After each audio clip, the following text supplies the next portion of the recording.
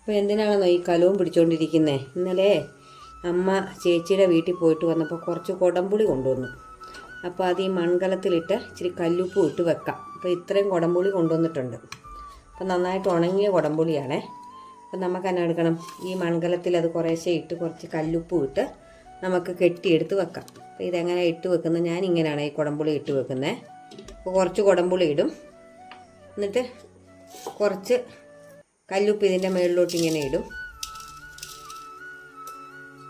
അത് കഴിയുമ്പം കുറച്ചും കൂടി കുടംപുളി എടുത്തിടും,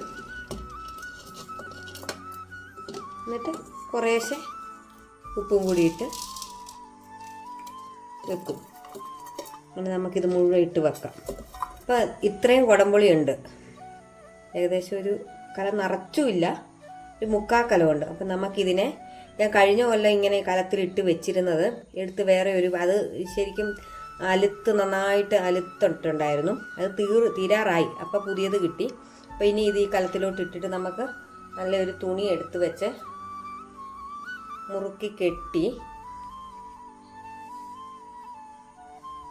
അപ്പം നമുക്ക് കഴിഞ്ഞ കൊല്ലത്തെ ഉള്ളത് കൊണ്ട് ഇതിനി അവിടെ ഇങ്ങനെ അലുത്തങ്ങിരുന്നോളും. ഞാൻ എപ്പോഴും കുടംപുളിയും വാളംപുളിയും ഒക്കെ ഇതേപോലെ മൺകലത്തിൽ ഇട്ടാണ് വെക്കുന്നത്, ഒന്നും കടാകില്ല. അപ്പോൾ കുറേശ്ശെ എടുത്തിട്ട് നമ്മൾ എപ്പോഴും ഉപയോഗിക്കാൻ വേണ്ടിയിട്ടൊരു വേറെ ഒരു ചെറിയ പാരണിയിൽ ഇട്ട് വെക്കും.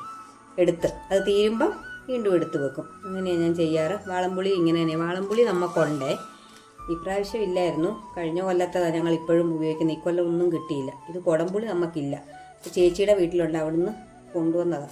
അപ്പോൾ ഇനി ഇതിനെ നമുക്കൊരു ഇതിൻ്റെ മണ്ടയിലൊരു കൂടും കൂടി ഇട്ട് കെട്ടി വെക്കാവേ. തുണിയുടെ വള്ളി കൊണ്ടാണ് കെട്ടുന്നത് ഞാൻ. അപ്പോൾ ഇത് കെട്ടി റെഡിയാക്കിയിട്ടുണ്ട്. ഇനി നമുക്കിതിനെ എടുത്ത് ഭദ്രമായിട്ട് സൂക്ഷിച്ച് വെക്കാം.